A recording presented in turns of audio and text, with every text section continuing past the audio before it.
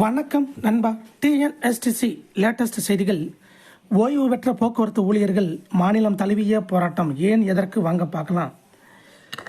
அகவிலைப்படியை உயர்த்த நடவடிக்கை எடுக்குமாறு போக்குவரத்து கழகத்தின் ஓய்வூதியர்கள் சென்னை உள்ளிட்ட பல நகரங்களில் போராட்டத்தில் குதித்தனர். தமிழகம் முழுவதும் பல நகரங்களில் போக்குவரத்து கழகத்தில் பணிபுரிந்து ஓய்வு பெற்றவர்கள் செவ்வாய்க்கிழமை சாலை மறியல் போராட்டத்தில் ஈடுபட்டனர்.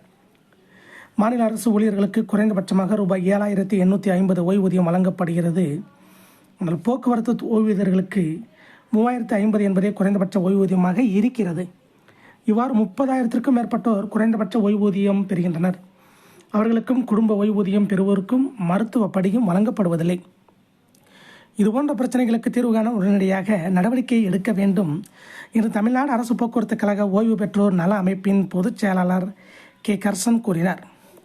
எனவே ஓய்வு பெற்ற போக்குவரத்து ஊழியர்களுக்கு அகவிலைப்படி உயர்வு வழங்க வேண்டும் என்பன உள்ளிட்ட 13 அம்ச கோரிக்கைகளை வலியுறுத்தி அவர்கள் போராட்டத்தில் ஈடுபட்டனர். சென்னை பல்லவன் சாலையில் காலையில் இருந்தே நூற்றுக்கணக்கான போக்குவரத்து துறை ஓய்வூதியர்கள் திரண்டனர்.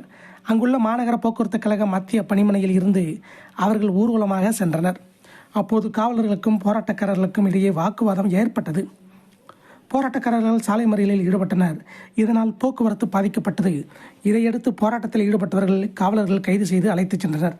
இதே போன்ற போக்குவரத்து துறை டிஎன்எஸ்டிசி அப்டேட்களை தெரிந்து கொள்ள நம்ம சேனலை சப்ஸ்கிரைப் பண்ணுங்கள், ஷேர் பண்ணுங்கள், லைக் பண்ணுங்கள். நன்றி, வணக்கம்.